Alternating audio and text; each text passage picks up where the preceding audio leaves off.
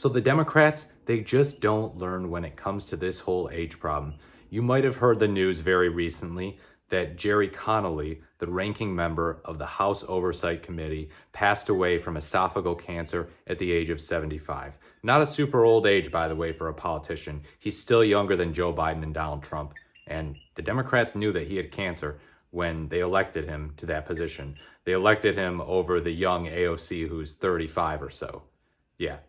This guy has been in Congress since the 2000s. He's not a super objectionable guy, I would say. I couldn't find anything about him that was necessarily like, oh my God, I can't believe this guy. He flies under the radar, but he's been there a while. So they're like, yeah, this guy's cool. They elected him to this position back in November. I remember a lot of progressives and even just centrist Democrats who are kind of tired of the old guard and tired of the same faces winning all the time.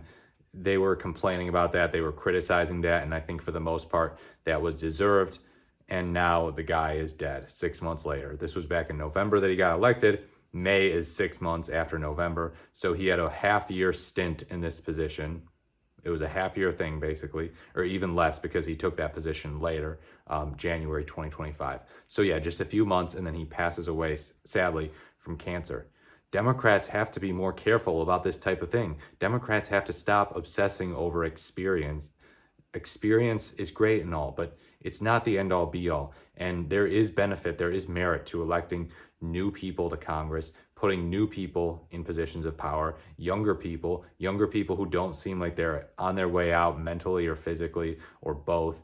And people who, yeah, they might not seem like they know everyone in Washington, D.C., or that they're professional handshakers or shoulder bumpers or whatever, but they're people who have a vision. They're people who are different.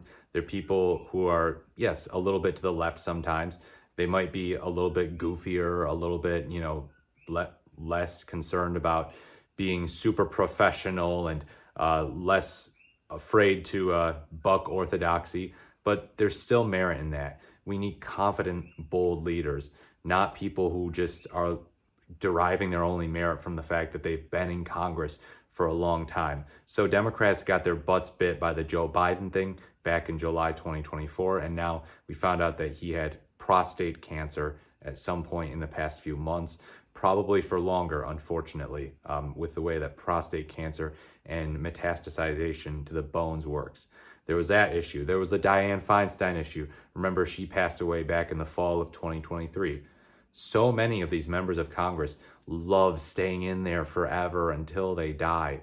Think about, this is going back a while, but Ted Kennedy in 2009, a guy who got a ton of legislation passed and was known as this progressive lion. He still stayed in there. And then the Republicans, they won the Senate seat in 2010 in the special election. They won Ted Kennedy's seat in Massachusetts, the blue state, they won it. So there have been problems with this going a while back.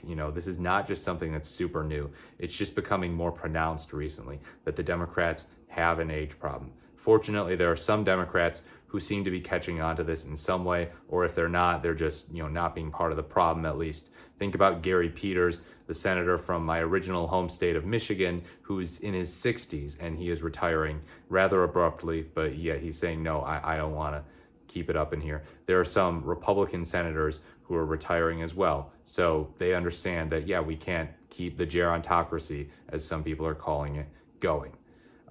Not only is it something that often leads to leaders being out of touch and they miss votes and stuff like that due to health problems, but it helps Republicans. It helps Republicans when Democrats are dropping.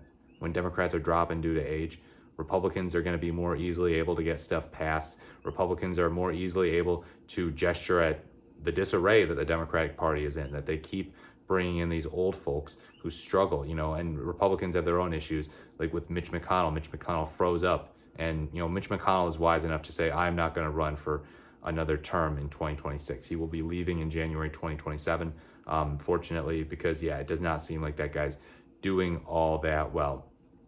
So, the takeaway is that we've reached a fever pitch in this country with issues relating to age and members of Congress just wanting to stay in forever. Feinstein in 2023, Biden in 2024, Jerry Connolly in 2025.